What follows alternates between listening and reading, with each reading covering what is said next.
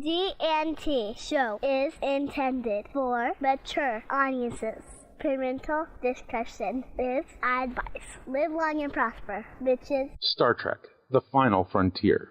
These are the voyages of the GNT show. Our continuing mission, to explore Star Trek storytelling, to seek out new worlds and interesting characters, to boldly go where no show has gone before. Naomi Wildman. I was setting it up. Oh. Welcome to the G&T show, where obviously we have no script. Yeah, let's just get this puppy started. As always, the beautiful, the lovely, the high-booted, short-skirted, big-breasted Terry Lynn. That would be me. Admiral Shaw. She's badass. It's Ceridium. Good morning. It's Sunday on the G&T show. You know the worst part of this morning? It's not the getting up early. It's the fact they're making me wear clothes to do the show. It's time for Coffee Clutch.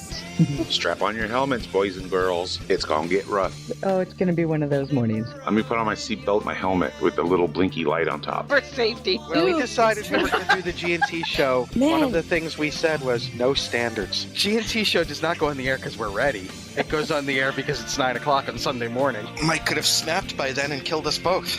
Pain sticks for Mike, evidently. We have our production meetings on the air. Well, it's the best way to get you to adhere to things. Yeah, you've now set an expectation. That's the thing about the G&T show is we set no expectations.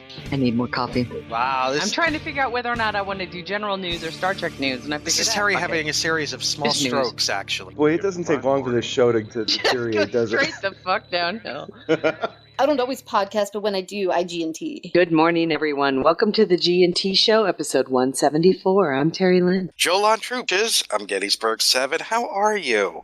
Look at her bathrobe, steaming cup of coffee, and the big funny slippers. Breaking in the new studio in style, I have to say, Terry. Thank you. You're Skyping a little bit. Or Yeah. to me, you was. Yeah. You're working the controls of the new studio. Oh, this may not be good. Ceridium. Kapla. Wow. Yeah. Yeah, gotta boost the We have gain some on the bugs in the transmitter. new studio. Yeah, We have some bugs. we'll Is it all get it worked three of out. us, or is it just the? So far, all I'm hearing is it coming from Getty. Okay, as it Getting is it with from me. Mike. You are getting it from Mike? Yeah. Well, Nick's receiving, and we're Oh. both getting, the Skyping from Nick. So it could just be Nick's sending and receiving portion. So if Terry hears us Skyping, or if I hear Terry no. Skyping, I am? All three. Okay. Well, then that's just kind of a bummer. let me check. We're broadcasting at 72 up to 121. I'll keep an eye on the gain here. We may need to make adjustments as we go, so Yeah. bear with us. Okay. Yeah, like I said, we have a new studio, and it may take a little bit of tweaking to get it set up right. I'm not sure what I think of I'm not sure what I think goes away. the other area. Oh, I mean, who decided to make this look like the JJ Prizes bridge? I did not. You're lying. All eyes turned to the So how's everybody doing today? Well, we're Tired. good. Yeah, tired. Just absolutely tired. Been a Yeah. weird week. My first week My back friend's to father work. died this week. Oh yeah, after the holidays. It takes some Yeah. adjustment. Yeah, it does. Especially because I left December 19th and didn't come back till the 6th of January. So, but it was only like 8 days of vacation time because of weekends and the holiday Right. days and all of that. So, I mean, you Right can't on. beat being gone that long and only getting charged 8 days. Yeah, it's a good yay Right for on. you. We ended up on Monday. I have to move out of my cube at work because You're getting the corner our company office is with a growing. view. Oh, I wish. Yeah, as if there's only 3 offices in our office, and they're all for the CEO, the COO, and the CFO. Oh, and HR. HR gets her own office, and everyone, even including the directors, are in cubes.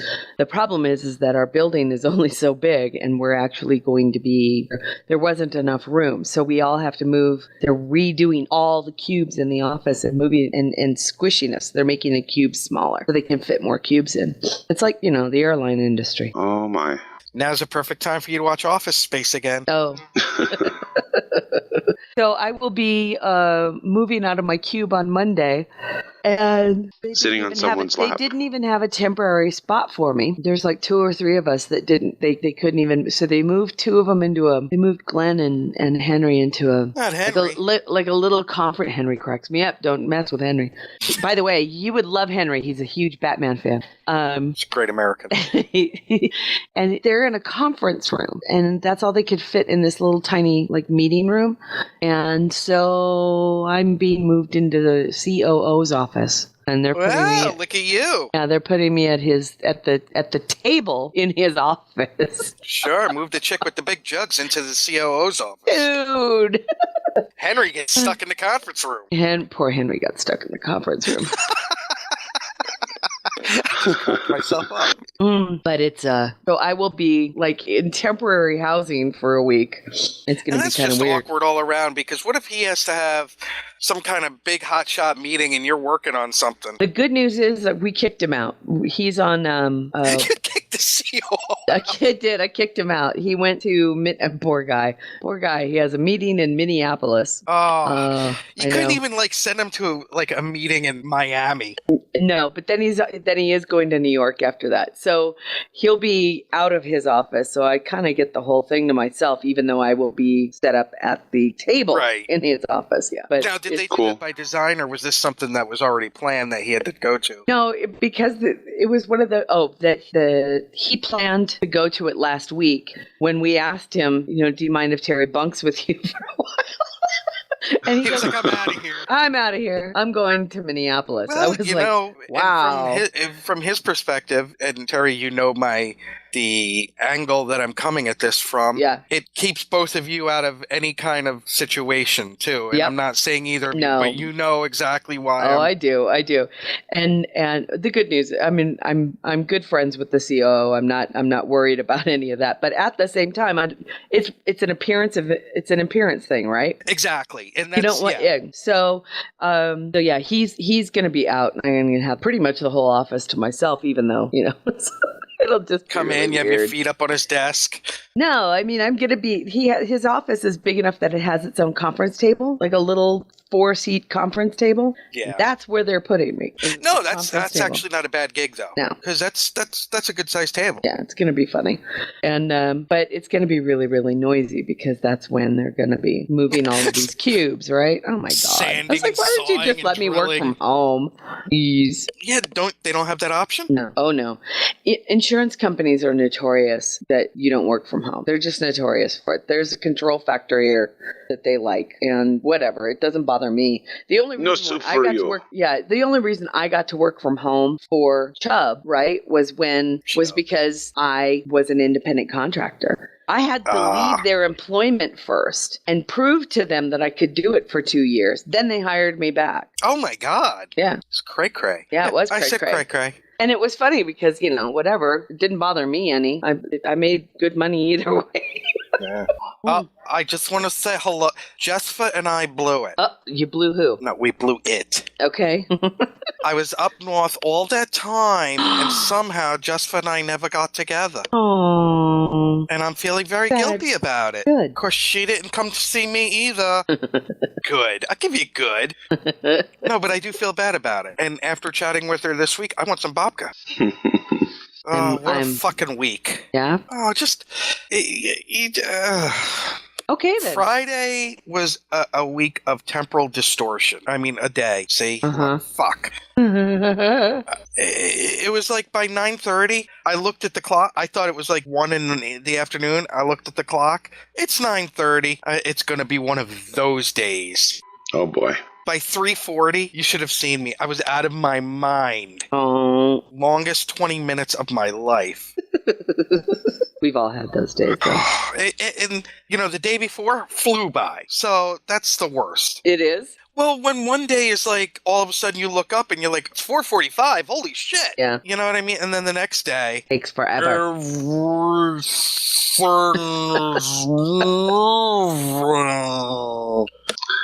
Wow. Thank you. What about you, Mikey?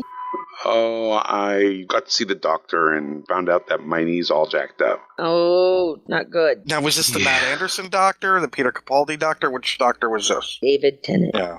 Can't say as I blame you. Oh, it took me a minute to realize that was Doctor Who references. Oh, I'm so tired. Yeah, I told you. Must be. It's been that kind of week. But you had some Katie time. Yeah, I had lots of Katie time yesterday, but I'm trying to play World of Tanks last night, and I'm seeing these updates come flying across. Well, let's see. Tuesday, I took a Vicodin. Big mistake. If you don't need them, you can. Never mind. Because I was hurting. That's an interstate thing. I won't say it. I was hurting, and so I took a Vicodin, and for the next 3 days, I was just living like in a fog. I don't handle Vicodin well, and so I got absolutely nothing done those 3 days: Tuesday, Wednesday, Thursday. Mike, your health is by far always the most important thing. Seriously. Absolutely. Yeah. Well, I'm saying something nice to you. So thank you. Write it down. Yeah. So, but since coming out of the fog, let's see. I went over a script with Starfinder and Oren. Oren wrote the script, pretty damn good. Gave him some notes. Then let's see. Been making lots of headway and progress on Gates. The opening scene and the ending scene are complete. So now I just got to work on that, tricky middle part. And then yesterday, all the kids were over, and oh man, Katie wanted to play on my computer. She wanted to record her voice, so she sang me a song, and she recorded all new bumpers for the G&T show, and then she kicked me out of my office. and so, how old is she now? 6. She kicked me out of my office and wanted to record something. I set her all up, got them all going, and then she called me back. Her and the boys called me back when they were done. And I sit down in front of the computer and I, stop the recording, and I realize, crap, I forgot to tell them how to push the button. Nothing was recorded. No. Not her song, not her the messages that they had left, and nothing for the G&T show. I was like heartbroken. Well, the troopers that they are said, let's do it again. Oh, that's sweet. So this time I, got a different audio recorder set up, so something that doesn't require user interaction, and set them up to record, and they recorded me a message, and it just brought tears to my eyes. It was awesome.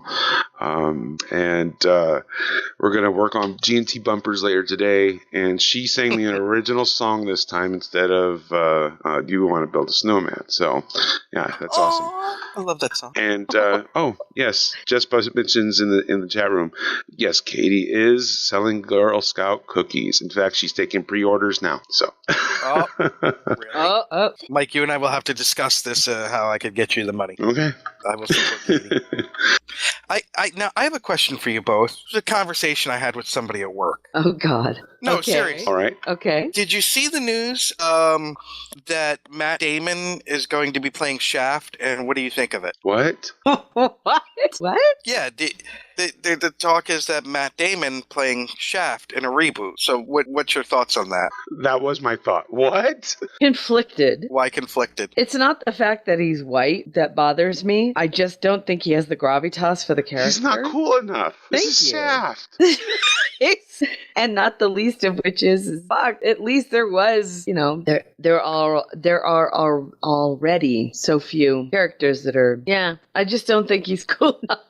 I really don't. Man. And not the least of which is I'm really rather see somebody of color. Doesn't have to be African American, but it's Vanilla Ice all over again. No. Hold on. Don't even go. Matt Damon at least has talent. He's just but he's not cool enough to. Dwayne Johnson, yes. Yeah. Dwayne Johnson would bring just too much sex to the screen there. Sorry, that's just. Tell us how you really feel, Nick. Oh, come on. You can't watch The Rock and not just think that, the reason I think he got over so big is because women wanted him and guys said, you know what, I don't blame you. I think you're right. I do. I think you're right. But yeah, and not the least of which is talk about a guy who's got talent. He really does. One of the things about wrestling is when somebody hits really big that has it, and, they give him grief, right? To see somebody that can walk out in front of 40,000 people, never say a word, just look, and the people are just hanging, waiting because he's just got it. Right. It's a weird thing to see because it's so rare. Yeah, Steve Austin, Sunsale says he's another one who just had it. Yeah. Chris Jericho is a guy that I've loved for years. He has it. But, it just takes – it's so rare to see somebody – and the fact that Dwayne Johnson's been able to make the shift to Hollywood and to become, a in star. A big way compared to anyone who's come before. Oh, yeah. I think, without a doubt. He's a superstar compared, yeah. Oh, he is a superstar, I would say. I'll just leave it at that. Wouldn't you say that the Dwayne Johnson or The Rock, there's just that high Q rating, Terry? Oh, yeah, yeah. And there's no doubt. He's got, like I said, he's got the package, the whole package, right? The talent. Hey, I'm sure his wife knows that. I was really, really, really going to try and let that one go, but I realized I'm on a show with Gettysburg and he's not going to let that one go. There's the Martok squirrel. Yeah, no, I'm still kind of like, seriously? When did the news about Damon taking on the role of Shaft come I don't know. They brought it to me, and then they took me to a website, and it was a whole thing, and I was like, really? Are you sure it wasn't like the fucking Onion or something? No, it wasn't. I checked that. I made sure. I could make a website. I mean, damn.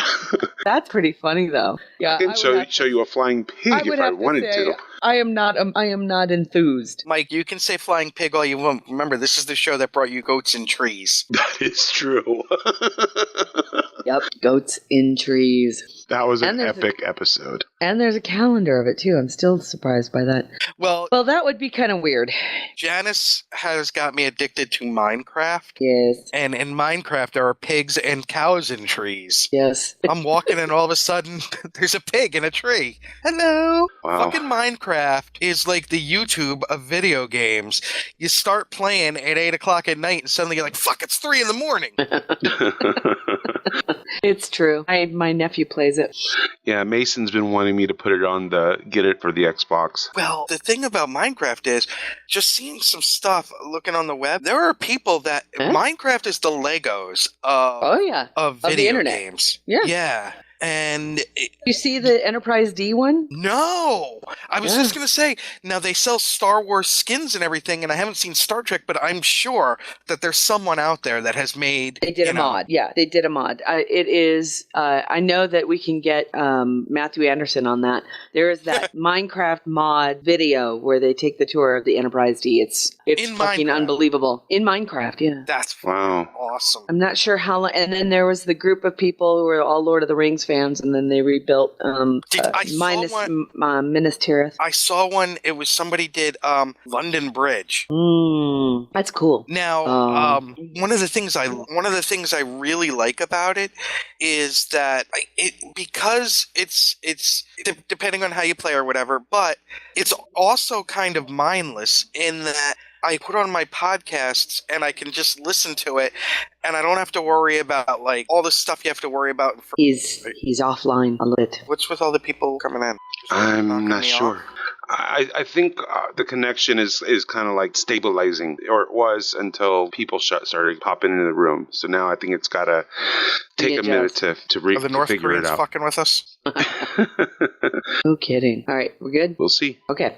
Well, and you were saying, Nick? Oh, that I like it because I can just put on my podcast and listen, and it's not like a shooter where you have to worry about 1,000 things going on. You just kind of get lost. You know what I mean? Yeah. Yeah. It's not a brain. There it is. Thank you, Matt. Oh, it's Wazzy who did it. It's not a what would you say, a thought forward thing. It's a time sink. That's nice. It is, and I put on Pandora and I'm gone. You know what I mean? Right on. So Wazzy put the video of the Enterprise D mod in there, so it's cool. Well, shall we touch on some Star Trek news? Oh, all right. Okay. La la la la.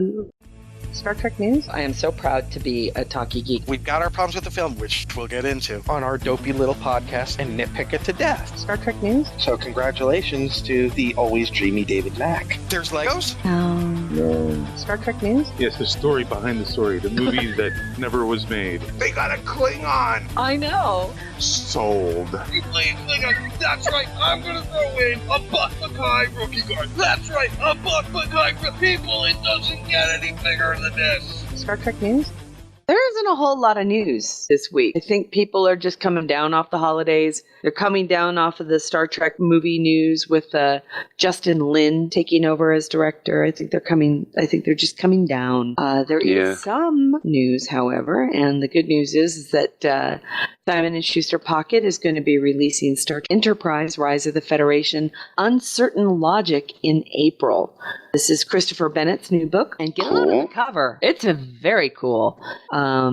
Ooh. Yeah, it's kind of unusual and very nifty, huh? That's got some Vulcan writing on it. So it picks up where the Rise of the Federation books left off. A nice new series coming out. Sorry, I was reading and I was like, ooh, oh yes. So give it a go. Pre-orders are available right now on Amazon, your other favorite booksellers. $7.99 in the U.S., $9.99 in Canada. It will be available on March 24th as a mass market paperback in ebook form. So March 24th through the first part of April is release on the paper.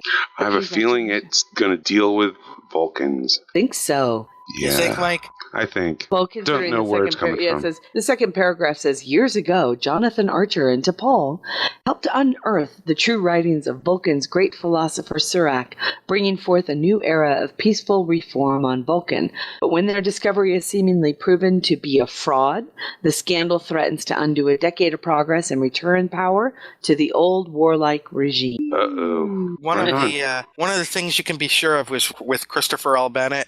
It'll be a very thoughtful book. Mm-hmm. It will be. Freaking genius, man. I'm excited. Our favorite It's author, a month to... Go ahead. I was going to say, our favorite author, Kevin Domar? Yeah, him too. But Dayton Ward posted a new 10-4 Ward at StarTrek.com outlining his 10 favorite childhood Star Trek toys. I had forgotten how many of those I had. Really? Yeah. I remember the play set, but I had forgotten I had the communicators, the walkie-talkies, and the game, like the laser tag, the proto laser tag thing. Okay. Oh yeah, look at that. That's kind of cool. The Target game? Yeah. That's kind of fun. Utility belt. Interesting. I had the utility belt. Oh my god, that's so awesome. The utility belt, yeah. You know, when I saw it, it brought back it was awesome, actually. That's really, really cool. Yeah, I didn't really have Star Trek toys growing up. I was far, far more into horses, and so I had model horses everywhere. So you had your Shatner dolls then? Remember, I told you Barbie didn't even. She annoyed me because her legs kept popping off. What the hell were you doing to Barbie? Trying to put them on horses. Make her ride a horse. What Ken was doing. I was trying to make her ride a horse. So now we know that Barbie. Poor Ken. If she can't ride a horse, I'm telling you. So I ditched Barbie and I kept stealing my brother's G.I. Joe dolls because I thought they sold a Barbie horse. Yeah, but Barbie can't sit on it without her legs popping off. Her hips don't have. They don't have the pivot. The pivot like they do on G.I. Joe. This is going. I love G.I. Joe, man. G.I. Joe had the. Now this was the G.I. Joe with the kung fu grip and the beard, right? Oh, the you Franco bet your Harris ass. Beard. Fuck yeah. So G.I. Joe had the kung fu grip and the pivot and legs that can spread. Okay. And the Franco Harris beard. The Franco Harris beard. Oh, Franco Harris. Wow. Yeah, you're right. I had a crush on him too. See, I've had a thing for beards since I was like 7. I've been a leg man since I was like 7, so. God, do you remember Buck Rogers? Okay, Erin Gray was hot, but do you remember the evil princess who was always wearing next to nothing? Mm-hmm. Yeah. Yeah. It's a good show, at least the first season. But I love this. I love this thing where I thought, I really would have wanted all of the action figures. I would have wanted you know what? If we had had the tag game, I would have played that. My brothers and I would have done that. Well, the thing about that is the phaser was humongous. Really? It was like this big, because let me put it to you like this, Terry. It ran on a D-cell battery. I'm sorry, not a D-cell, the square one. What's the square one? Oh, 9 volt. 9 volt. Oh my God. Yeah. And remember, kids, never stick your tongue on the You're so thing. mean. Because you know some little jerk is going to do it now. I'm warning them not. Listen to me. I know. Yeah. Don't do it. The Target game's cool. I really probably would have liked to have built models. That was something my brothers did, and I don't want to say I was ever told you couldn't, but I felt like maybe that was supposed to be a boy thing, right? And yeah, back then, yeah. And so although the idea of doing something really intricate like that really appealed to me. I like that. It's like girls were told you needle point or you do cross stitch or you do hook rugs or something. You wanted to do something tedious but still fun, right? You had to do it with needles. And the boys got to do models. I always thought it was cool. And they never really made models that I would have done Star Trek ship models in a heartbeat. I really would have liked that. But guess what my daughter got for Christmas? I don't think I told you about this. No, what? She now I have to tell you all, my daughter is 12 now. My daughter is 12 now. I know, right? And she's a little fashionista. Yeah. So she's telling me what she got for Christmas. And she goes, and I got a head. You got what? I got a head. Oh, okay. For said, hairdressing and makeup and stuff. Yes, with real human hair. Yeah, that's cool. That's a thing? Yeah, that's how you train. Since that's what cosmetology, is that the right word? Yeah. Yes, cosmetology. I wanted to make sure I didn't confuse it with cosmology, which is completely different. Cosmetology students use to practice before they're allowed to work on real people. But how long has that been on sale for like kids? For people? Oh, since for a they long have time. Since they have beauty supply stores. Oh, wow. Yeah, it's cool. And I guess what? She can put the makeup on it or whatever and it just comes right off? Yep, cool. That's very cool then. That is very cool. And it's a great way to practice. I had like the cheap-ass Barbie one, and I think we ended up doing really horrible things to her. Mm-hmm. That's usually what happens, especially if you have brothers. Well, Barbie's head was found in the freezer. I really think that my brothers and I did something really horrible with that thing. Yeah, and usually if there's brothers involved, it usually does not end well for the head. Two younger brothers, and I mean, I can't even imagine if the people who own the house that we grew up in ever decide to dig up the pool. 20 years later, they find his head. To dig up the pool. I'm sure they're going to come back with buckets and buckets of army men. I'm just saying. The little green ones? Yeah. Oh, the greatest toy ever. There must be 20 or 30,000 army men still buried back there somewhere. Greatest toy ever. Greatest battle ever, sounds like. My friend and I would say we were in the 4th or 5th grade. We had his whole basement was overtaking. It took us like a week to set up what we wanted for this battle, and then it was over in like 10 seconds. Sounds like the dominoes we used to build in our playroom when we were little. Inside recess we used to do that.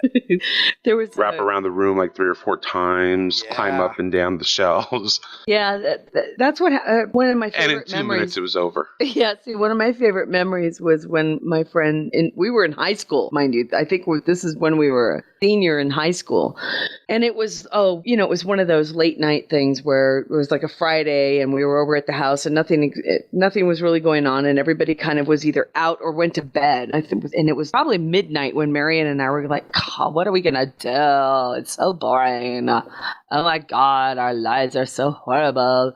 And you didn't really talk like a Valley girl, did you? Oh, at times I did, yeah. God damn. I know. I have to admit it, but I did. Because somewhere out there's probably some film or some recording where I wouldn't be able to deny it, so I'm not gonna. And we ended up. You can forward a copy of that video to hosts@gntshow.com. So, it ended up that there was we were just bored. So we started drawing with a pen on a banana. And at the time, there was still Hughes Aircraft. Remember them? Yeah. There was still, okay. So, which were these big yellow planes. And for the younger listeners, Hughes Airlines were, I kid you not, we called them the Flying Bananas. They were just these. Didn't they become Pan Am or something? They were bought out by PSA. Okay. And then PSA was bought out by, who was that? American? Somebody bought them out. Western Airlines. It was just crazy. There were a lot more airlines when we were younger. They ended up merging over the course of our lifetime. Remember Frontier Air? They're still around. Are they? Uh-huh. They're awesome too. How about remember Braniff with the coolest paint jobs ever? And they still have Matt Stone and Trey Parker still use the Braniff ad as their yeah, it's really funny.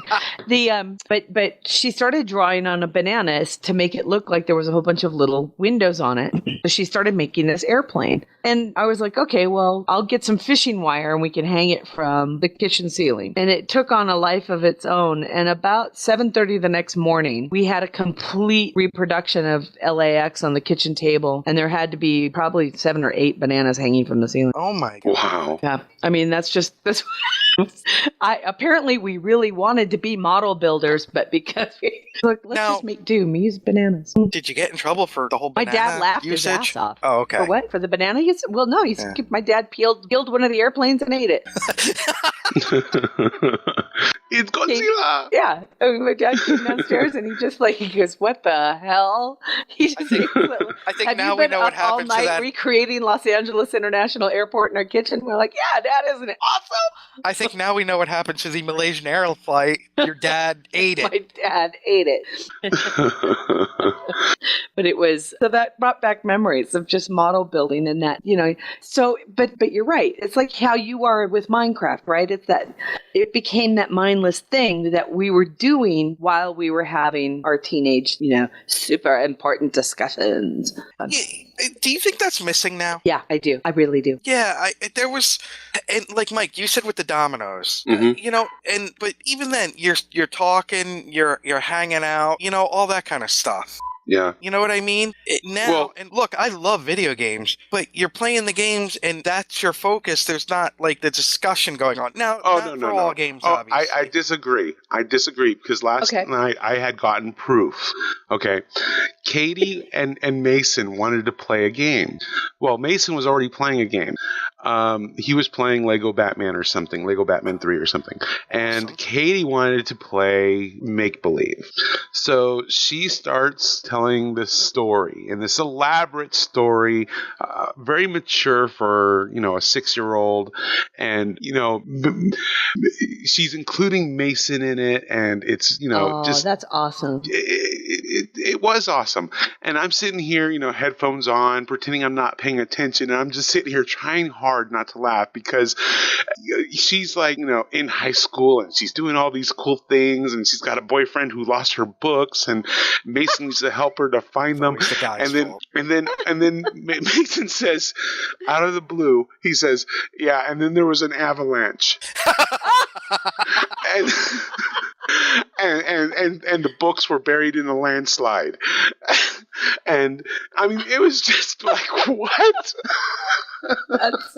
That is so How old funny. is Mason? Also 6. Oh my God. He's like a month younger than Katie. And oh my God, I could not hold back the laughter at that point. I mean, although he was obviously more interested in the game, he still was participating in his own action-adventure way.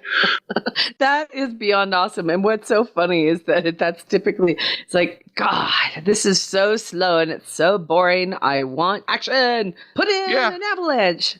There was an avalanche. And that's why her boyfriend lost her books.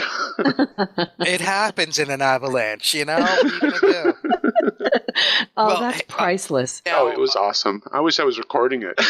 For our fans, look, we know we're all over the place, but it's a slow news week, so fuck it, it's our show. It's really, really Did slow. you see Hokey Andrea, who I adore? Yes. She posted yesterday, Mike, you saying avalanche made me think of this.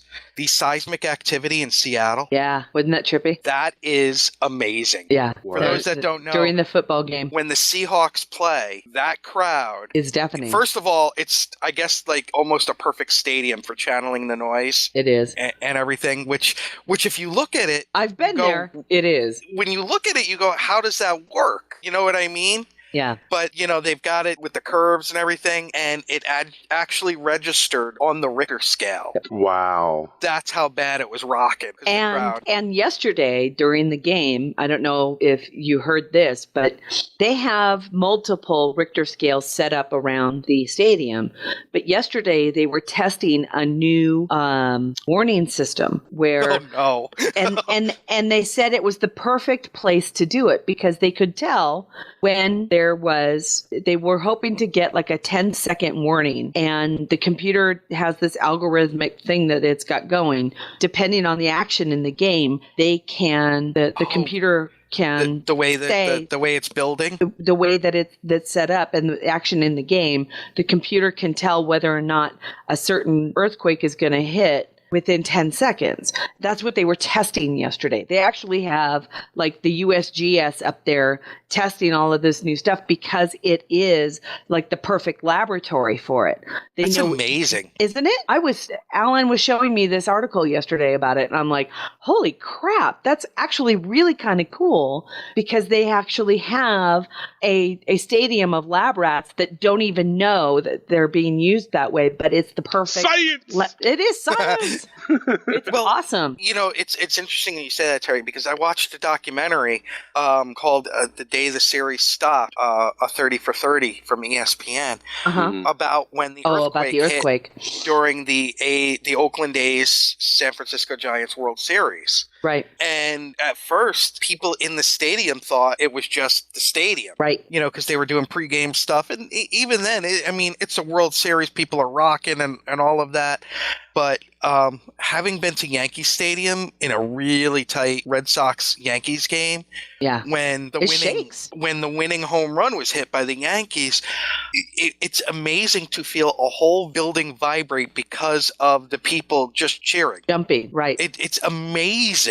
It's scary. I can't imagine what that's like in Seattle. Yeah, I've actually been to a concert at the Wiltern in Los Angeles. The Wiltern is this really old, beautiful theater, and it has a balcony. And I went to go see, and I was with Alan, and we went to go see Erasure. Look it up.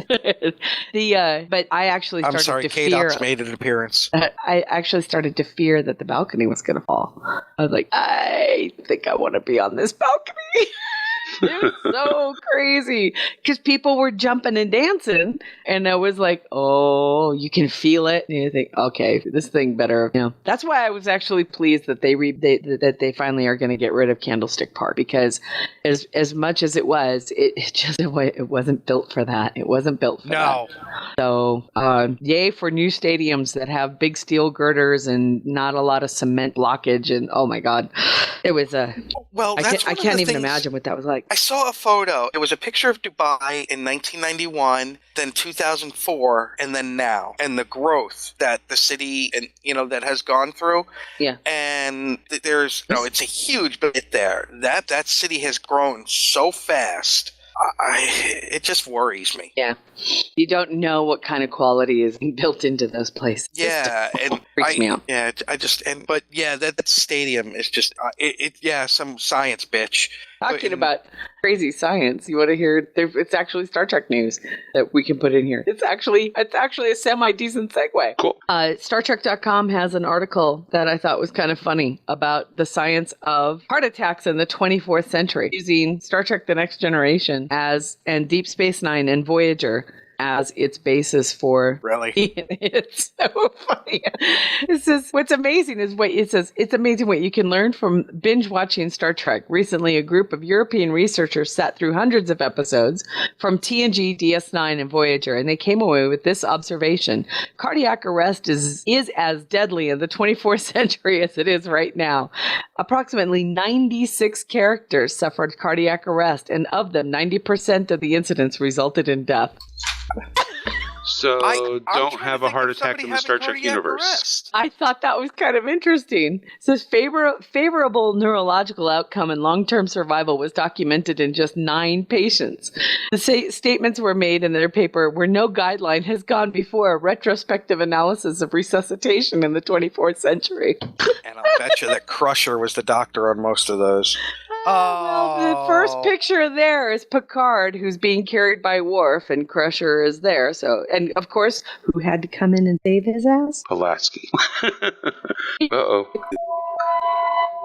Okay, it looks like it was my connection that time that kind of sort of browned out. So apologies. I don't know. We haven't gotten Getty back yet. I'm here. Oh, okay. Yeah, that was my connection. I was watching speeds drop to like 32 kilobits per second. So I was like, whoa. Well, I know it's not me. Yeah. It's not me. Oh, shut up. As I switch over and I'll do a speed test while we're on live. But it was, so I just thought that was a really funny article about. I don't remember 97 heart attacks. Yeah, 96 characters suffered cardiac arrest, and of them, 90 incidents resulted in death. That's pretty damn funny. And it says here, what's interesting to note is that at least presented by Star Trek, cardiac arrest will rarely be caused by coronary heart disease. Rather, it's trauma, poisoning, major physical injuries, and energy weapons. Okay, see, that's okay. Then, all right. Yeah. Cardiac arrest brought on by an energy weapon, I don't think you can, classify in the same as a lifelong love affair with ham. You know what I mean? Yeah, I get you. I'm just saying. Yeah, you get hit with a disruptor beam.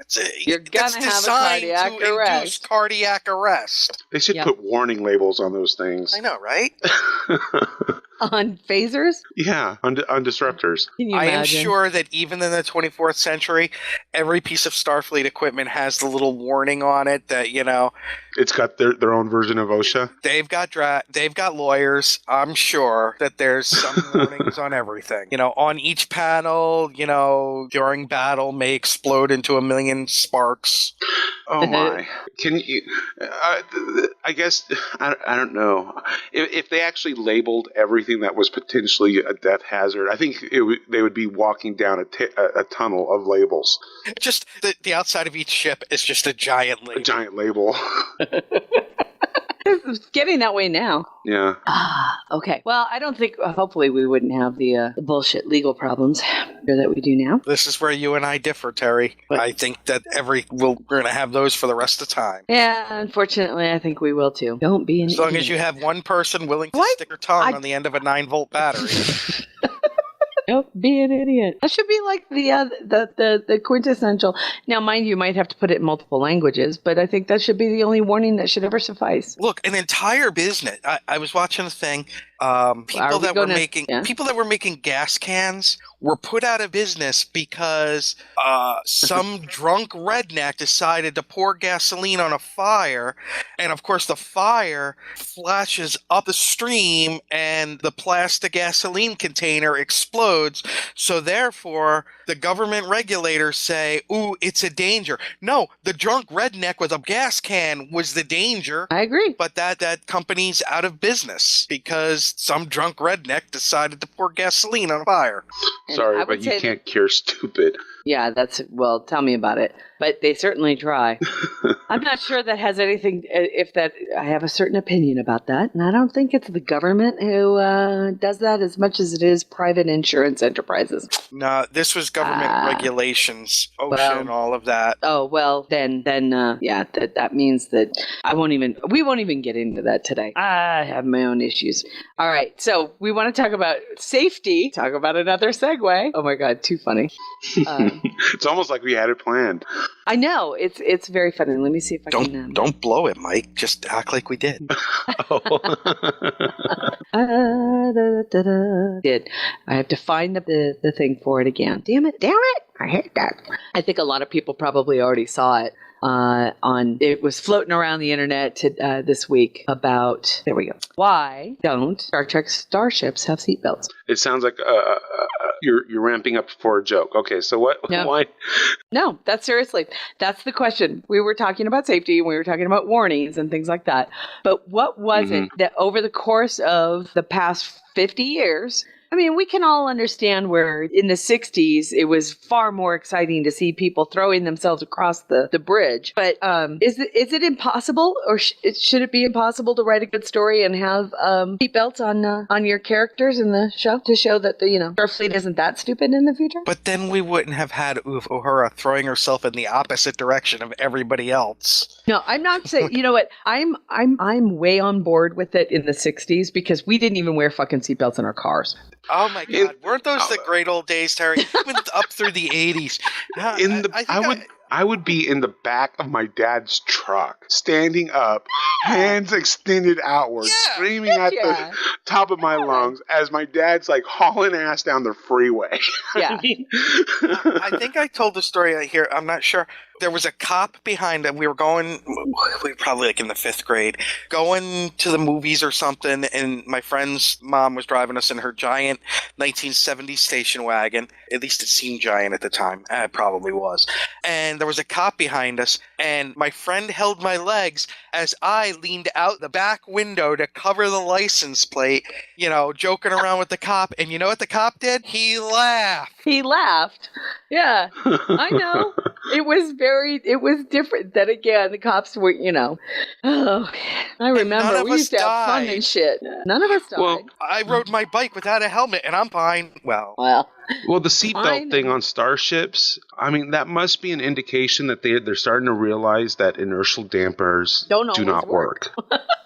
But they do, because otherwise everybody would be dead as soon as they went to war. True. Well, that's true. But they don't compensate fast enough. You'd figure that they would, as time went on, that they would get better and not worse. It's like they built it and then they forgot about it, and then just neglected to upgrade it as everything else evolved I'm just thinking that if there is a Starfleet OSHA,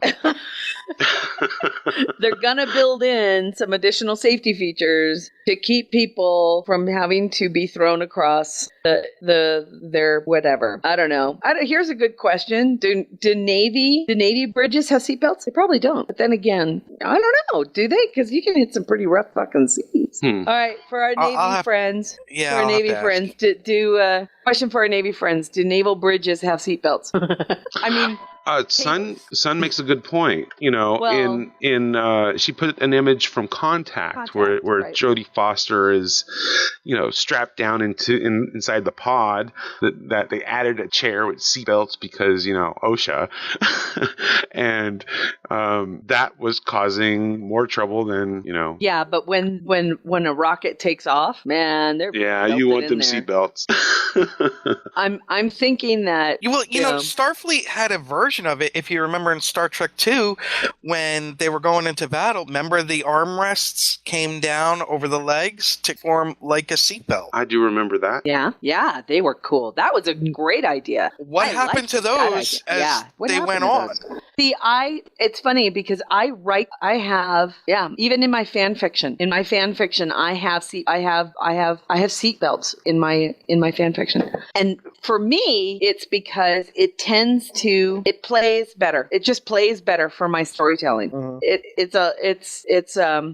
Especially in this one scene where, so I wrote them in because I used the discarded, the picture from this article is from Star Trek Nemesis, which is the, what do they call it? The unused film. What do they call that? The deleted scenes. Mm-hmm. It's a deleted scene from Star Trek Nemesis where Picard sits down. and he goes, well, it's about time. Well, they threw that out, and it never became, what we call, quote unquote, it never became canon, blah, blah, blah, whatever we want. I loved it. I personally went, it is about time, because I thought it was always kind of stupid that people are, being ejected across the bridge, which I'm sure caused more injuries, especially when the saucer section of the Enterprise D crashes. I would thought it would have been nice if they were all kind of like, yeah, people were hurting from that one. yeah. And so I ended up writing them in because it serves the story a little bit better when you're talking about somebody who's kind of dealing with the seatbelt in a, what are they doing? How do they make those choices? When do they get out of the seat? When are they going to, it adds tension to the scene that I had. Does it add tension? And that's the thing. In a written scene, it adds tension. In a visual scene, it totally takes it away. I think two really good examples of like ship design done well like that, where they had seatbelts and everything. One, a movie we always go back to, 2010. Yeah. Oh, that ship was really awesome. When they gets into the pod ship. And he leans back. Yeah, and everybody's seatbelted in. Yeah, that was awesome. Babylon 5 was another one with really good designs, like for the Earth ships and everything. So there's a question. Yeah, Alien was another one. They were all seatbelted in, and just the layout of the way it made sense. Right. I think it could make sense if Star Trek had been set up in a more, I don't know, it could have made sense. It can. I guess it depends on the. The layout of the bridge in Star Trek is universally. I mean, designers and shipbuilders and the Navy and all of that have all said that it's genius. It is. It is genius. And who knew that it all came about because it's set up like a Shakespearean stage. Well, yeah, and for filming. Right. And it makes it, but it's also extremely functional, especially for a forward-facing naval bridge. It makes perfect sense. A better question is, why is the bridge on the very top of the saucer section? Well, you and I have had that discussion. It's like, why don't you make it the biggest target? But then again, it's also, you want to see the front of your ship. That's what view screens are for. True. You can see them from anywhere. I don't know. I'm with you. I would put the bridge closer to the midsection. Deep inside. Well, I would actually put it back. That's what Battlestar Galactica did. Right. I would put it back. So you have equal access to the front and the back. Yeah, the bridge and now I'm talking about the reboot Battlestar Galactica, because if you remember in the original, it was kind of like Star Trek. It was right there, right there at front. Right. Because remember the Cylon Raider plowed into it and went through the bridge. Remember that? Right. When I devise new for my original sci-fi stories that I come up with, my bridges are always deep inside. Pretty much the center of the ship. The heart of the ship. That's where I have the bridge. For me, it just makes the most sense. I mean, if you're going to get struck by a rock, if you're going to get encounter a hostile enemy, you don't want to be anywhere near the outside of your ship, because especially with your command center, because you spring a leak, everyone's dead. At least you got them layers. It's like an onion. Ogres are like onions. Starships are like onions. Well, you know who you put on the outside of the ship is that's where the lawyers are. JAG offices. Yeah, they're on the outside. On the outside. Oh, look at our view. Is that a Romulan bird of prey? Oh my god! The Enterprise needs a whole new JAG crew again. Oh, too funny. You know who I think would be interesting to talk to about it would be Christopher Albenic. Yeah. Because he's such a brainiac mind for this kind of stuff. I love him. And I did not mean that in a bad way. Doug Drexler would also be an interesting conversation about it. What's that? Doug Drexler. Yeah. But, obviously it's done for... Well, you don't even need to say, though, for aesthetics, because really, the dome on the top being the bridge doesn't add anything. The only time it added something was in the cage, in that in that initial scene where they go from outside, zooming all the way into it. That's the only time that it was actually really needed. Yeah, and that they actually ever used it. But other than that, they could have said now. Because, it's weird. Now, and something I've always wondered about? You know how when on The Next Generation they say, got to man the battle bridge and everybody... The battle bridge is just sitting empty to that point. Why isn't there like a backup crew in there case... Should be. So when like on 24 ops, you know what I mean? 24-hour ops. So that... God forbid something happens, even I'm with like you. a micro black hole hits or something, there's people, just manning the backup. Yep, I know, but It's a ship of 1,000 people. You mean to tell me that they're all For all 10 we know, forward? there is a B team down there. But it's well, that's true. We were because of the told nature it of was empty the television, whole we time. never see them. Right. Because we're more interested in the A team. Da da da. Thank you. Da, da, Da, da. da. I was hoping someone would lob that one back at me. Yeah. Well, You love it when a plan comes together. Yes. So It that's- almost sounds like we know what we're doing. So that's kind of like my character in Vanguard. I was the B team. Yeah. Oh, And I had a fire extinguisher. And you had a fire extinguisher. That's awesome. Futuristic fire extinguishers. Oh, man. So did you guys see the article, though, about the seatbelt? Did you see one of the comments down below? It was posted by 513ATT, Ria Misra. It says, well, with consoles blowing up all the time, wouldn't it be more hazardous to be stuck in a seatbelt? I like to think that all of Starfleet was simply trained to fall with precision, manipulating the body to take the least damage possible. Consider this early training video. And it's from the original series where everybody's throwing themselves to one side. Fucking hilarious. Well, actually, that kind of makes sense. I mean, if you're going to take a fall or be thrown about, what you need to do is go with it. Don't fight it, because that only means you're going to get more fucked up, right? I wonder when Starfleet stopped using fuses. Yeah, I think Nick and we saw the same article where it was like 5 or 7 different things that were wrong with Star Trek or starships designs. Yeah, and seatbelt. I mean, all of these issues. Was this the one that Doug Drexler posted? I think it might have been. And he was just laughing about it because, of course, he was like, "What? Here's somebody who's overthinking things." But what was it? What were some of the things that were supposedly wrong with the Starship Enterprise? Let's see. There was the seatbelts. There was the fuses. There was.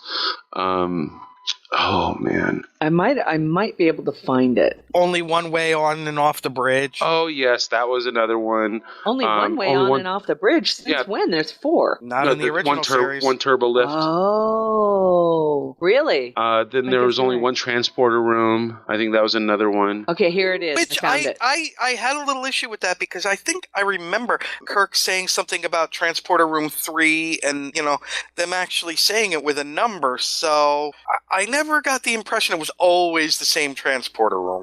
I did as well, but that was the point that they were trying to make. Yeah. Bridge consoles that constantly blow up. The bridge is easily cut off from the rest of the ship. We've had that discussion. Mm-hmm. Only one transporter room, which most of these were solved in TNG. Main engineering is really easy to access. I kind of disagree on that. Oh, he means security-wise. Yeah. Yeah, okay, that's different. And remember, the dilithium crystals were right there in the middle of the thing with those... Yeah. But you have to remember, it's like, if you're Starfleet, you're trustworthy, right? Yeah. You'd like to think so. Self-destruct talks really loudly. Again, fixed in TNG. Silent countdown is super easy to make the Enterprise blow up. The bridge is kind of an easy target. I love that. That's funny. We just had that discussion. And it's so easy to take over. Yeah, well, that seems to be an issue in every show, right? Yeah. Except BSG. That's good storytelling. No, I meant I'm sorry, every iteration of Star Trek. Oh, yeah. I mean, hell, even DS9. Even DS9's ops gets invaded and taken over. Yeah, but look at the fight that goes on for that, at least. That's true. This is true. Anytime DS9 gets invaded, Cisco will scuttle it. You know what I mean, at least? Let's burn this motherfucker down. Yeah.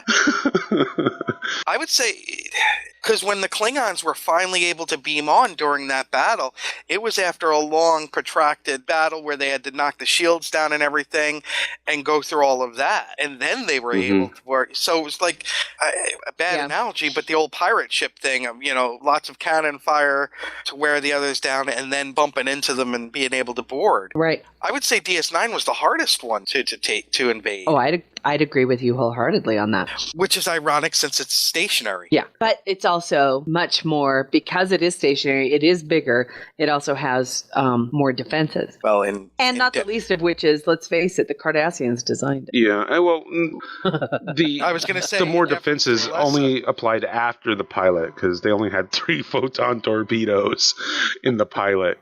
In deference to Alessa, it's Cardassian built. It is Cardassian built.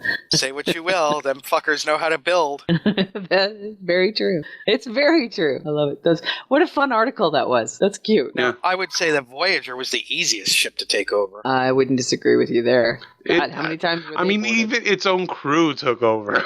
Yeah. That's pretty funny. The TNG, pardon me, TNG, the Borg, but kind of figured they had technology. The Borg would have been able to get in even if the bridge had been in the heart of the ship, I think. The Borg are different. Yeah, the Borg were different.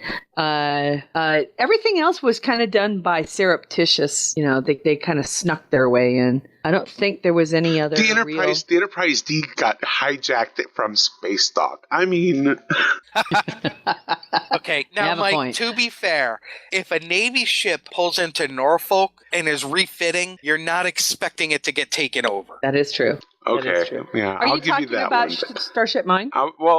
I was talking about, let's see, the episode with the Binars, the episode where they're... they were Then there was the episode where they're getting that Barian sweep thing, and Picard has to go back to get his saddle. And that's like totally one of my favorite episodes ever. Totally, dude. We get to see... Wait a minute. Didn't the JJ-verse have seatbelts? Yeah. Yeah, and no seatbelts, because they flew all over the place, too. No, I thought they did. No, they did have seatbelts at one point. Oh, they did? They just never used them. Yeah, there's the thing. To have them is one thing, to use them is something different. Well, at least JJ put seatbelts on them. That's true. I'm sorry, I just got back to the chat room and I saw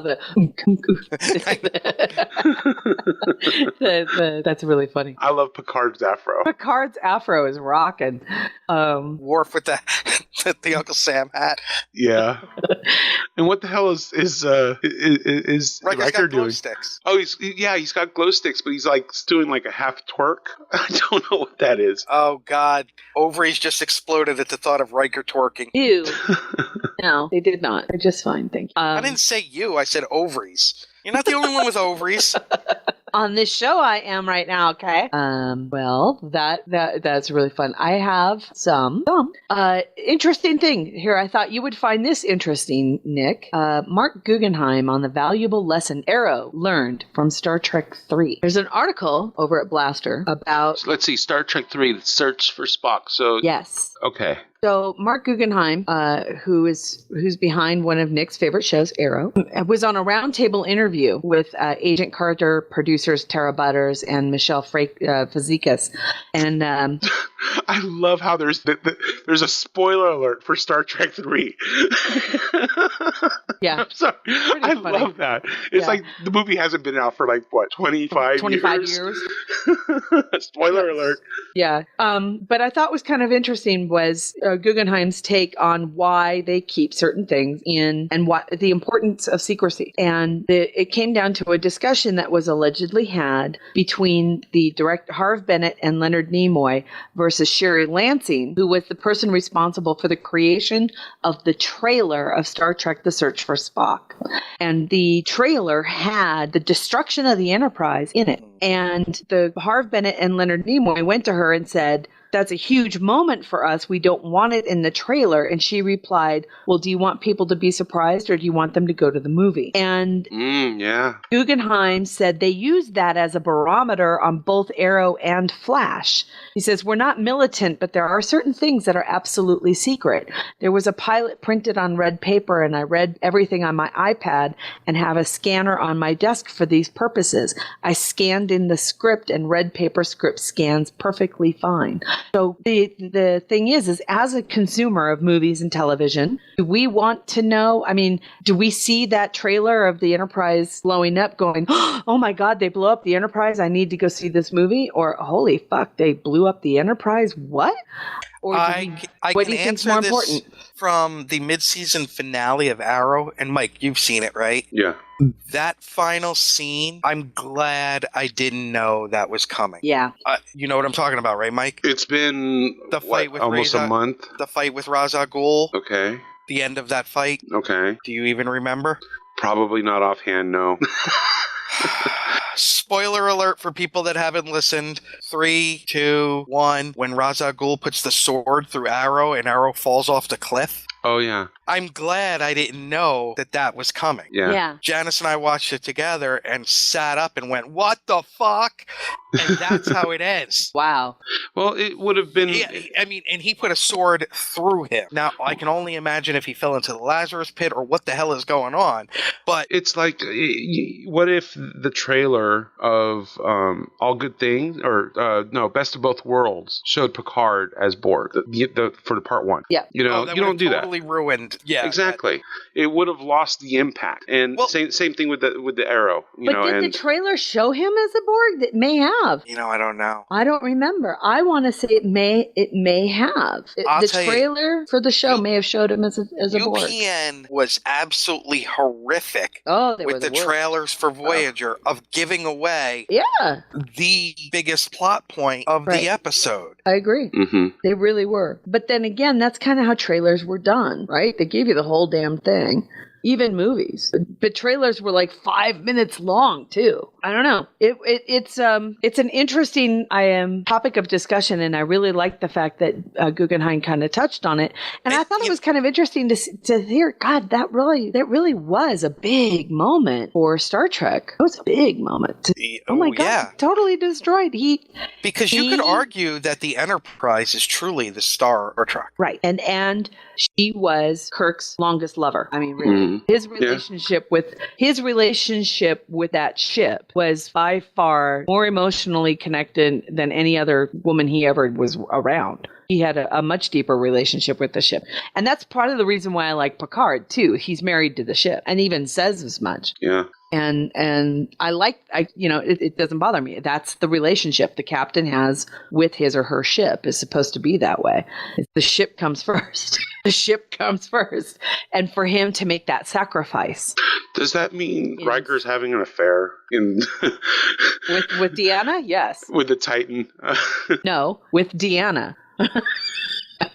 Well, what I'm saying is in the Titan series, but yeah, Deanna would be the mistress. Deanna would be the mistress. I don't know. I just thought it was a very interesting thing for this one person who creates a show that is extremely successful. 2 shows that are very, very successful right now, both Arrow and Flash. Really taken off. It really has, and it's fun. I like Flash because it tends to be a shade lighter than Arrow. Right? It's more than a shade. It's fluffy comparatively. Shade, I mean, Flash is almost, I don't want to say campy, but it's got laugh out loud funny in it. So when they did the crossover, seeing the very dark Arrow meshed with a very light Flash, and that they did an incredible job of mixing the two to the point where I was like, wow, these writing teams are awesome because they've taken 2 very different styles. And it would be like taking DS9 and blending it with the original series. And I have to say, I like Flash. Now, I would probably have to start from the beginning with Arrow, but I like Flash. Yeah. And but I really do like Flash because it is that lighthearted. It's it's more, I don't know, it's like it also has Jesse. I don't want to say it's fluffy because it's not. It's just lighter. And I like to laugh. I really like to laugh when I'm watching these shows. That's why I like Sleepy Hollow. His goofy sidekick who names everybody cracks me up. Yeah. It's Captain Cold. Really? Captain Cold is the best you've got. That's not me saying that. That's what other characters on the show have said. Real quick, someone had posted in the chat room the Best of Both Worlds trailer. Yeah. And they show Picard going through some assimilation process, but they don't show him as Borg. A Borg. So I just wanted to say, I didn't remember. I was thank you so much for finding that, you two. I think that's really great. And it does show for our listeners that our chat room, once again, the miracle workers that they are, posted the trailer from Best of Both Worlds that shows the scene scene where one of the Borg has injected the nanotubes into Picard's neck and has him grabbed on the bridge of the ship. Yeah, and then abduct them, and you kind of see him here and there, but you don't see him physically as Borg. Right. And I think that played a long way into the power of this, and not the least of which is, let's face it, to this day, the end of Best of Both Worlds with that cliffhanger will still be one of my favorite memories of Alan. When he stood up and went, "What?" That music made that scene. He sat there and kept going. Wait, they only have 3 minutes to resolve this. They only have 2 minutes to resolve this. They only have a minute to resolve this. And then, of course, it was fuck to be continued. And he was like, he stood up from his chair and yelled, "What?" See, that's what I love about Arrow has made me do that. Yeah, I love that. I really do. And that's good writing. So I have a question for both of you, being as though I believe it was this week. Did either one of you get to watch Agent Carter? How awesome is she? Oh, yes. I'm in heaven. I'm in absolute heaven. I'm loving legs. this show.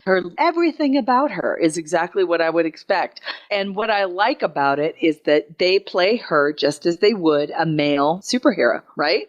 Well, it's not everything about her is exactly what you would expect from a male in her position. And one thing that makes me really happy with the production of that show is that they're able to use the clips from the films, like in the beginning, with Cap going into the ocean and into the North Pole and everything. So we're getting that kind of but wasn't synergy. The integration of the radio show just fucking hilarious? Yes, that was awesome. And the way that they portrayed her in the radio. And the way she just rolls her eyes and goes, "Oh my God, who writes this garbage?" Yeah, I gotta say, so I'm crushing really hard on the waitress. Yeah, I think the waitress, Mike and I, and Dave Chappell, who we all adore. Dave, we have our Agents of S.H.I.E.L.D. Agent Carter discussions every Monday night, and is it Tuesday? It's Tuesday, and we have our suspicions about the waitress. Yeah. Really? Yeah. She's not who she seems to be. Dave stop and no, it's on a good. We're on a good thing. We're thinking that the whole ladies' apartment thing. Oh, I think you guys are way too deep into that. Although the old lady giving her the rules was hilarious. Wasn't it? Yeah. I'm thinking the whole ladies' apartment thing, that there's something else going on there. I'm thinking that Stark, No, that was a real thing back then, though. No. Yeah, but that doesn't mean that it's not a setup. Don't you remember Bosom Buddies? You don't think that this is an apartment full of wonderful female spies? I'll go check it out. I think this is an apartment complex with a few people who are working for Stark already. Yeah, I'm just saying. I believe that. I think that it's just, because this waitress kept pushing and kept pushing and kept pushing. I think the waitress is in on it. I really do. I think she's there to watch out for Peggy, and she's working with Jarvis. That's just my gut. Oh, and Sunseol had her theory about Jarvis being a bad guy. No, stop it. What? Sunseol saying earlier in the week that Jarvis is the bad guy. No, Jarvis is. Yeah, Jarvis is in on it. That's who he was on the phone with. He was on with Stark. Yeah, they're already talking about creating S.H.I.E.L.D. So. Oh yeah. Yeah, and Jarvis is she's going through her test period now. She's interviewing for the job. Yeah, that's what this is. But that picture of Haley Atwell as the blonde, right? Yeah, that does look like Chase a little bit. Didn't she? Yeah, it does. Oh my God, she looked like Chase. Beautiful. Yeah. And there she is. So that's the waitress. Yeah, there's something with her character that's on her. So see, Mark thinks she's evil. It's the eyes. She's hiding something. She knows something. She's Hydra. Oh, I don't know about that. No. And I'm sorry. Did anybody else geek out at the Red Skull line? Yes, I did too. And right. I have the scene in the diner with the overbearing customer when she threatens him. Yeah, with the fork. That was great. And if I were you, I'd leave a good tip. So yay for Agent Carter. Well done. Looking forward to the next episode. That's how you write women on TV. Shit. That's just how you write women, man. I'm loving it. I'm just. What'd you think of the loving it. Ant-Man teaser? I have to give it another go. I went, okay, yeah. You know, for the initial teaser, I think they were just trying to get across he's the size of an ant. Yeah. Or smaller, actually. And because that's he was riding the ant. That's going to take a little bit of a psychological hurdle for a lot of people to take. Did not recognize Paul Rudd. You didn't? He's bulked up. Oh, man. I love him. I adore him. I do, too. I adore him. You know, my screen is stuck the way it's stuck right now because nobody's posted, and please don't post. All I've got is her legs. Same here. Yeah. I'm trying to figure out the guy with one leg, if he's going to be somebody. Yeah, I am too. See, that's the other thing I like about this too, is that unlike the first couple of episodes of Gotham, where you knew everybody right off the bat, here you still have to kind of guess, going, ooh, is he going to be a good guy or a bad guy, or is he just going to be a bit player? You know, there's still a lot of questions. There's still a lot of questions as to who the players are going to be. Now, there's only 8 episodes of Agent Carter. Is that correct? 7. Yeah, it's like a short season. Yeah. Now, is it going to be a continuing thing, or is it going to be a limited run? Do we know yet? I think they're going to check and see how the ratings do. Yeah. Well, they knocked it out of the park. Yeah. This week they kicked ass. They took everybody down. And that whole noir style of film too. Yeah. Well, it's not an inexpensive show, that's for sure. Right. All the costuming, all the sets, all of the talk about fucking cool sets. The little radio operated royal typewriter. Oh my God. That was interesting. Wasn't that the coolest? But you know what my Twitter was blowing up with? Where people were absolutely loving the costume design. Costumes are spectacular. It is just everything about the show is just rocking. I love it. Let's move on. We do have a little bit of Star Trek Online news. I want to play Star Trek Online. Engineering here. Warp engines are online. Course laid in, Captain. Engage. Your ship. Warning. Ship is under attack. Your crew. Your destiny.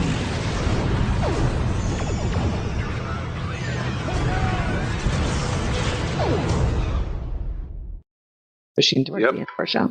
Star Trek Online. I have a theory too, but let's talk about the news first. Okay, the news this week has come out that the bridge officers are going through a revamp that will go live with the 5th anniversary of Star Trek Online, which is the first week of February. Sorry, it's like February 5th, right? That's usually when it went live 5 years ago. So Star Trek Online is coming up on its 5th anniversary. Congratulations to everybody at Cryptic and PWE, well done. And Thomas, the Cryptic Cat, one of our favorite people, was busy revamping all of the icons for all of the powers for not just the bridge officers, but also for the general captain. The link I put into the chat room is over at artgames.com/ it's just Star Trek Online. I always cheat and just go to StarTrekOnline.com and then wait for the redirect. But it's called New Bridge Officer Icons. All of the icons are listed, and you can click on the links that will show you engineering for ground, engineering for space, science for ground and space, tactical for ground and space, and then the common ones amongst all captains. They are being completely revamped. There are a few icons that will remain the same, like Chronoton mines, I think, are going to be the same. Yeah, Thomas had posted it on Facebook and was soliciting feedback. So I chimed in there with a few ideas. One thing I noticed and I liked was that there was this little symbol at the top of every attack pattern. Yes. So I like that. It kind of, for me, it denoted that it was an attack pattern. An attack pattern as opposed to a defensive pattern. Yeah, and I asked them, why doesn't the mine one, I can't think of what they're called now. The dispersal patterns. Dispersal patterns? Oh. Why don't the dispersal patterns have their own little icon to denote that it's a dispersal pattern, But yeah, other than that, they were great. I like what I was seeing. Me too. It'll take me a little bit of getting used to because I've become so ingrained with most of them. I will have less of a problem with engineering and science because I only have 2 or 3 characters that are either engineers or science. Everybody else is TAC. So it's going to take me a much longer time to get used to the new patterns from tactical side, just because they've been so ingrained. But some of them are far more reasonable, and you get to see. Lunge is probably the best one. Lunge went from this weird looking set of lines with a triangle to a person who's actually lunging. Thank you, Steve. Steve has shared the comparison chart from the old versus new. Oh, very cool. Those are the links that you can get from Star Trek Online.com. But it's all in one giant image, which is convenient. Right. But the bigger news that comes out with all of this is not only are the icons being updated, but the bridge officers themselves are being completely revamped. And let me see if I get this straight, Mike. You can help me out with this. Starting in the first week of February, when the new bridge officer system comes out, you're going to be able to train any officer in any skill. I think within that class. So if you're tactical, you can literally train every single skill that's available to your tactical captain instead of just having like the 4 that they currently have now. But you can only slot 4. But here's the thing: you can train them all. You don't have to retrain them in anything, and therefore it allows you to be far more. Once you know them, functional. You can swap them in and out, just like everything else. Right. So if there's a particular bridge officer that you know that you like to use frequently and is trained in something, you can swap out just that one skill just for that one mission. Not unlike what you can for your own captain. And it's the way that they're going about it. They have the training manuals. That's how you're going to get your skills from this point forward. You don't have to buy a duty officer a bridge officer and then slot. Either choose a power or choose the officer to join your crew. Now you can actually just get a training manual, and that'll give you the power. And this is going to open up the ability to add new powers without having to go and get all new officers. And the ability to craft. Yeah. You can craft the books. You can craft the training manuals, right? Yes. See, now I think that's cool. It's a great way to integrate the crafting system into the bridge officer and the other training system. I just thought this was a wonderful new tech upgrade to the entire game. I'm really looking forward to seeing how it's going to work. Is there any feedback? Has anybody said, "Oh my God, I hate this"? Woody was talking a little bit about it on on Tribbles and Ecstasy, and I don't think he hated it. But I do have a theory. Okay. With the bridge officer system getting revamped, I believe everything in our paper doll has now been upgraded in some way. And I think now for the anniversary is what my guess is. I believe for the anniversary, not only are we going to be getting this, but we're also going to be getting the gateway. Fully functional. Ooh. Not only with everything in our paper doll, so that's upgrades, that's the character, the ship, that's the bridge officer, but we're also going to have the duty officers. We're also going to have the fleet stuff. We're also going to have R&D, all of the crafting. It only makes sense. That to me, that's my theory. That's what I think is going to happen. Everything is kind of like lining up for the anniversary, just to roll out all of this stuff in the gateway. And then, that'd be amazing. I mean, that would be amazing. The whole paper doll has now been revamped in some way, I do believe. Once this hit, the bridge officers hit, I don't see why they would sit on it any longer. It should all be able to handle touch with the new upgrade. We already know that the fleet and the duty officer and the R&D sections have all been revamped to be touch friendly for tablets and phones. So I don't see why not. Yeah. All they got to do is, do whatever hookups. But I think I'm hoping, that's my theory. I'm hoping they go for it and they give us the gateway, because really I spend all of my time right now just in game, just doing all of this stuff. Yep. And if all of this stuff was on my phone that I could do while sitting on the can, sorry, but yeah, then I can actually play the game when it's time for me to play the game instead of having to worry about all this other crap. Now the only other thing they have to do is worry about having enough game to play. Oh, but with PVQ, there's still a lot of game there, you know. So, you know, having all of this stuff moved to the gateway and having it still be available in game, obviously, but having for me being able to do that, I'm able to concentrate on actual gameplay when I actually log into Stowe on my computer, on my desktop. Yep. And actually spend my time, you know, grinding dilithium or, you know, building whatever, you know, it is that whatever resources I'm going to need in order to do whatever I'm going to do on my gateway later on. Yep. I mean, it makes sense. I'm looking forward to it. It should be very interesting to see how it comes about. We'll find out in the next, probably 3 weeks. Less than a month. And some of this is going to go live to Tribble first, according to the articles that were posted. And so if you guys, if you're a VIP or a lifer, then you have access to Tribble. And if you are a free-to-play player, you do not.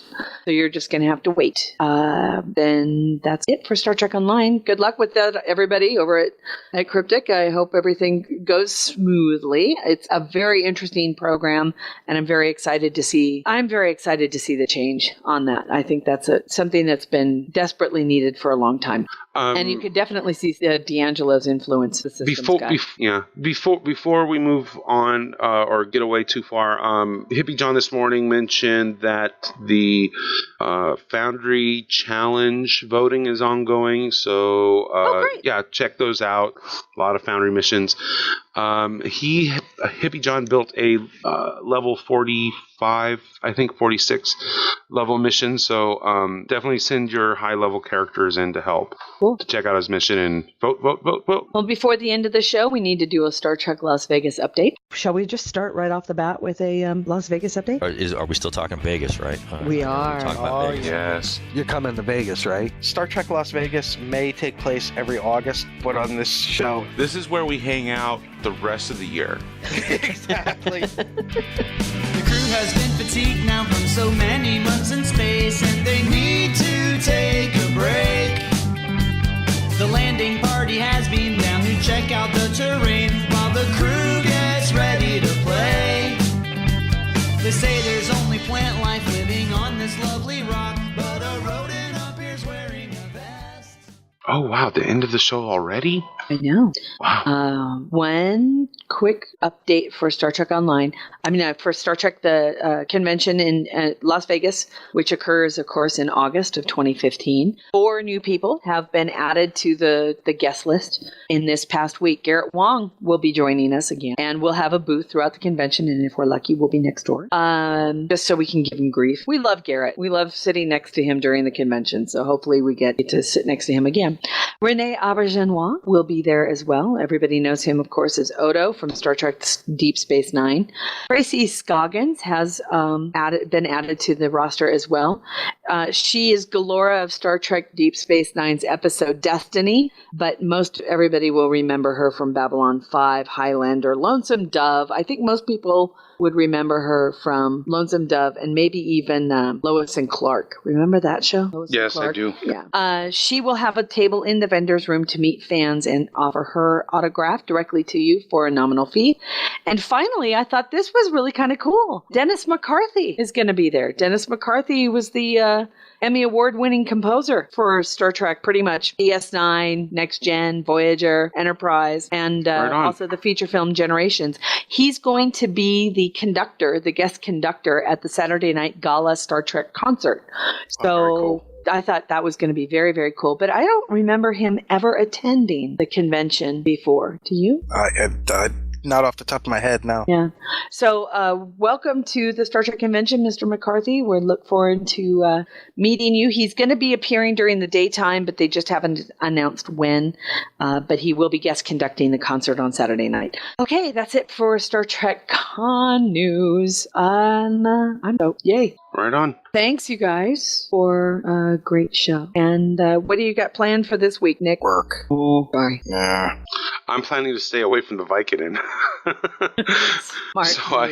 so I can try to get some work done. Well, everybody knows, please send out please share our Facebook page with everybody you know. We are always looking for support on the social media sites. It helps us with our credibility, I guess you could call it, with the conventions who allow us to attend as a member of the press when we cover their shows, to be able to give them some solid numbers and say, hey, look, yes, we do get a lot of downloads directly from our site, but we are also supported on social media. So please follow our Twitter handle at SundayGNT. Like us on Facebook, and follow me on Twitter at Terry Lynn S. That's TerryLyns, NNS. That's 2 N's, 1 S. Nick, where can they follow you? At Gettysburg7. And I'm Ceridium STO. Excellent. Also, we still do kind of keep in contact with Dayton Ward, although he's been Mr. Busy. And we've been busy too, but we're looking forward to maybe being able to elicit another Ask Dayton in the near future. So if you've got a question for Dayton Ward, doesn't matter what kind of a question it is, you can send it to hosts at gntshow.com. Yeah, that's right. Yeah. Cool. Until next week, we will be back with episode 175. I'm Terry Lynn. Live long and prosper. Kapla. Joe Lantro. GNT Show is a Busy Little Beaver production. Music for the GNT Show is provided by Warp 11, Grethor, 5-Year Mission, and Andrew Allen's Smooth Federation. Gonna take a 5-year tour. Boldly go where no man's gone before. Gonna travel to the end and make new friends. Move ahead, walk factor 10. Put a mini skirt on my yo man. Represent the human race. And we make space a happy place. To boldly go where no man's gone before. I think I sang that line once before, but I'm not too sure. We'll be so happy, can't you see? A zero-G community. Gonna travel to new worlds. Beam on down and meet some green girls. Gonna see what we can see. A fancy free galaxy. To boldly go where no man's gone before. I think I sang that line once before, but I'm not too sure. We'll be so happy, can't you see? A zero-G community.